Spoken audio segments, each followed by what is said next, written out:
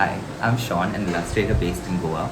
Welcome to my big art experiment where each month I pick a particular medium and explore it, learn about it, and try to master it. I have 3 more videos that I've planned, and this is the first of them. It's all about my pets. The first one is the pet that currently has adopted us, and her name's Kitty. Say hi. I know, creative, right?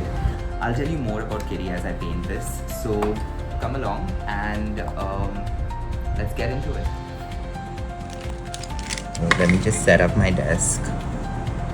So these are the only sketch pens I have, so I'm going to use this as the base color. I thought this would add a nice touch to her coat. The gray would be not much, then brown for her, right? All of that. Maybe I'll keep this too, and this is for the darkest portions. I have these, so I'll use a thicker one, like a 6 or an 8 to, yeah, I think I'm good. Okay, I'm very excited, I'm very nervous, so let's begin. Let's get right into it. First I'm gonna just erase off all of the pencil lines. I bought this new, I normally used to use an eraser before. I started using it because, you know, when the eraser, sometimes I would find that after I erase it, I kind of takes away the texture of the paper, which I kind of really don't like happening. So I used to use that eraser, and it would, this eraser would like kind of take off the texture of the paper, until I found this out, and this is really easy. So it just takes off all of your extra pencil marks, and it's still, as you can see, you can still see the outline, but it's not as dark as before. I'm going to start with a base color for Kitty that I'll color her entire body in that. We will build from there using different shades and different colors to create the patterns on her skin, as well as to just like build and create depth. To Kitty, she has been with us for the past 4 years, I guess. She showed up one day and just never left. Originally, she used to live down the road at this house. I started calling her Kitty because, to be honest, I didn't know how long she was going to stick around.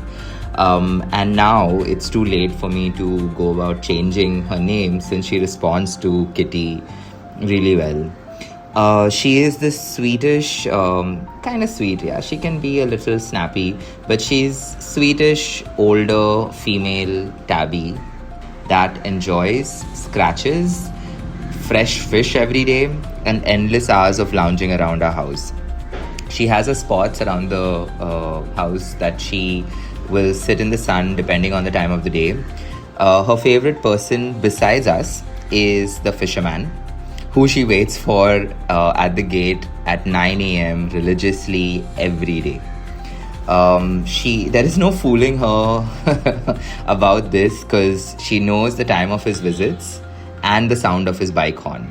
It was actually funny when he did switch his bike and changed it and got a new one. For a few days, she didn't know that was his horn, the new horn. And she kept waiting for him to come by. And she'd get damn upset and she actually gets upset if my mom doesn't buy fish, or she doesn't get any fish, because he feeds her when he stops, right? Like when we're buying fish from him, he'll feed her a few fish.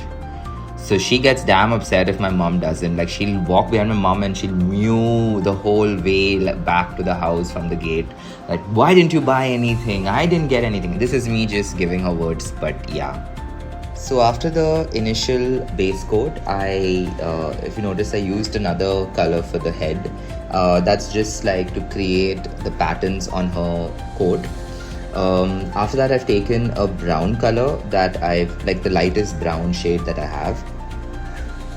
And I have gone ahead and created again more pattern just to replicate the pattern across her coat. Okay, we're going to use a darker brown now to create more pattern and to re-emphasize the initial pattern that I've drawn. We'll just keep layering on it and building it up, okay, so that it gets it doesn't look flat, but it starts looking more 3D. Now I've moved on to the pigment liner, as you can see, which I showed you at the start. I'm going to alternate between two different sizes. So after I've done the initial marking of the pattern in sketch pens, I don't have a black sketch pen with me, so I am substituting that for a liner marker.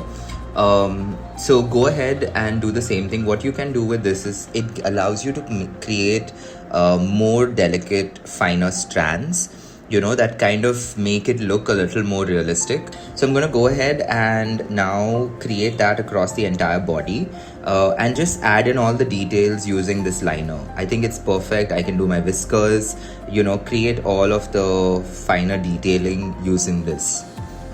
Now move into the shadows and the shadowing part of this entire process. The shadowing is going to make the most amount of difference to your drawing. Whenever you draw, always focus on the shadow of it. So I'm using gray to create that shadow across the whole piece and to give it that kind of depth. Don't be afraid to have some fun. We are not chasing perfection. We are just chasing experimentation and learning to trust the process.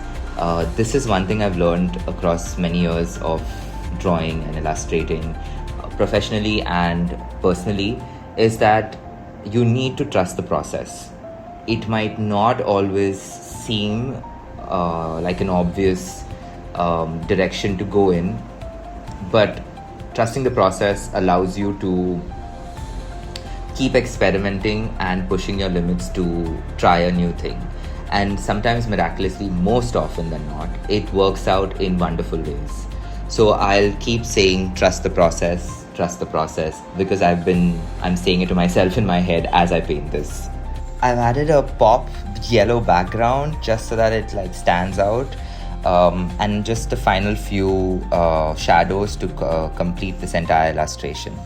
I never asked if any of you guys have pets, so please tell me if you guys have dogs or cats and you enjoy drawing them. Thank you for joining me. Kitty seems very happy. I hope you're happy too, getting to know her. Feel free to comment, share and subscribe to this channel, and share this video with anyone who does have a kitty in their life and would like to draw them. Till the next one, more blessings.